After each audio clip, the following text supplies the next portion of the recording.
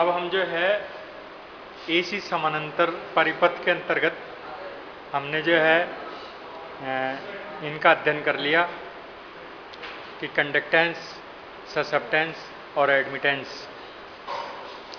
अब इसके बाद में हम एक उदाहरण देखते हैं। इस उदाहरण में हमने जो है 3 समानांतर प्रतिरोध लगा दिए हैं। एक प्रतिरोध तो कॉइल टाइप का है, एक रेजिस्टेंस वाला है और एक कैपेसिटर वाला है। इनका हमें सीधा ही एक्सेल बताया हुआ है।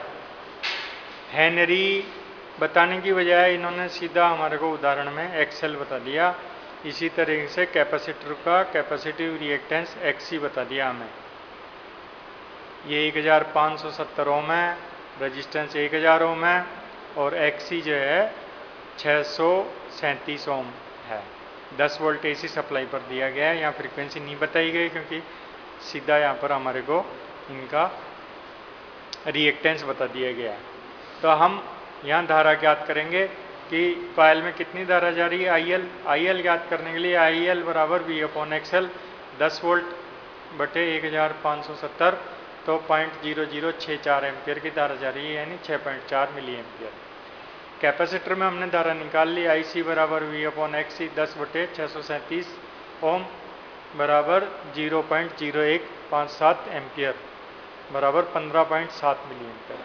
रेजिस्टेंस की धारा हमने निकाली V/R 10 बटे 1000 बराबर 0.01 एम्पियर बराबर 10 मिली एम्पियर। अब इनका हम टोटल योग करते हैं धारा का, तो धारा का योग बीजगणित योग नहीं होकर के हम उसी वेक्टर के अनुसार योग करेंगे। रेजिस्टेंस का स्क्वायर प्लस कॉइल और कैपेसिटर के करंट में जो भी बड़ा उसमें से छोटे को घटा के उसका होल स्क्वायर कर देंगे हम। तो 10 मिली एम्पियर या 0.01 एम्पियर का होल स्क्वायर कर लिया। फिर इसके बाद में इन दोनों में से जो भी बड़ी संख्या है 15.7 मिली एम्पियर, इसको हमने जो है 0.0157 को पहले रख दिया और फिर उसके बाद 00.0064 को हमने बाद में रख दिया। इसमें से ये घटाने के बाद में हमने इसको सॉल्व किया तो हमारी कुल धारा जो आ रही है वो 0.0136 एम्पियर यानी कि 13.6 मिली एम्पियर की धारा, हमारी कुल धारा जो है 13.6 मिली एम्पियर की धारा जा रही है। तो यहाँ हम देख रहे हैं कि धारा 13.6 मिली एम्पियर धारा जा रही है, जबकि कॉइल के अंदर धारा जा रही है 6.4 मिली एम्पियर, रेजिस्टेंस के अंदर 10 मिली एम्पियर और कॉइल के अंदर 15.7 मिली एम्पियर।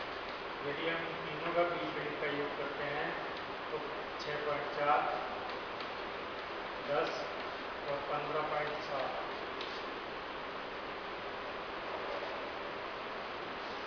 तो 32.1 मिली एम्पियर होता है, परंतु 32.1 की जगह यहाँ पर 13.6 मिली एम्पियर की कुल धारा जा रही है। तो धारा का योग भी हम वेक्टर के अनुसार ही करेंगे। अब इसके बाद में हम इसका इम्पीडेंस निकालते हैं Z। तो Z बराबर V/I, वोल्टेज हमने 10 वोल्ट लगाए और धारा जो है वो 0.0136 एम्पियर जा रही है। तो 732.45 ओम जो है इसका इम्पीडेंस आता है। एडमिटेंस अगर हम निकालते हैं तो Y बराबर I/V, धारा जो है 0.0136 एम्पियर है, वोल्टेज 10 है, तो इसका एडमिटेंस 0.00136 महो आता है। अब इसके बाद में हम पावर फैक्टर निकालते हैं। तो पावर फैक्टर निकालने के लिए cos phi बराबर Z/R। तो Z जो है वो 732.45 ओम है। Z हमने यहाँ से लिया 732.45 ओम। रेजिस्टेंस जो है वो 1000 ओम है। तो 732.45 में 1000 का भाग लगा देते हैं तो हमारा ये पावर फैक्टर आता है जो कि 0.73 है कैपेसिटी। अब हम यहाँ पर अगर Y निकालते हैं तो इस Z Y बराबर 1/Z, Z का मान हमने यहाँ से निकाला तो 1/Z, अगर एक में हम 732.45 का भाग लगाते हैं तो ये संख्या आ जाती है Y, जो कि हमने यहाँ निकाल चुके हैं।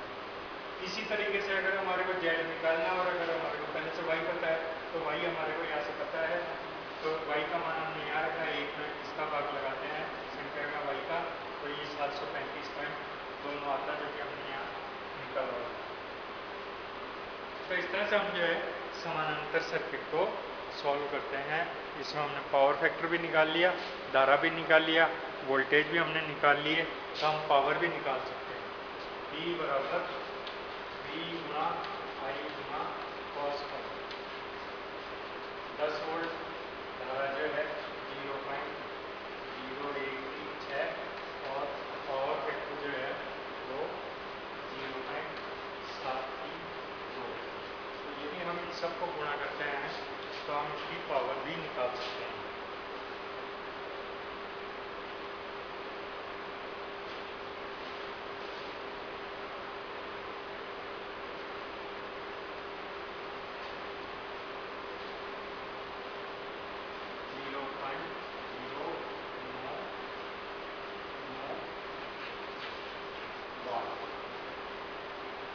इसमें अभी पावर खर्च हो रही है। तो इस तरह से हम जो है समानांतर परिपथ के न्यूमेरिकल को सॉल्व कर सकते हैं।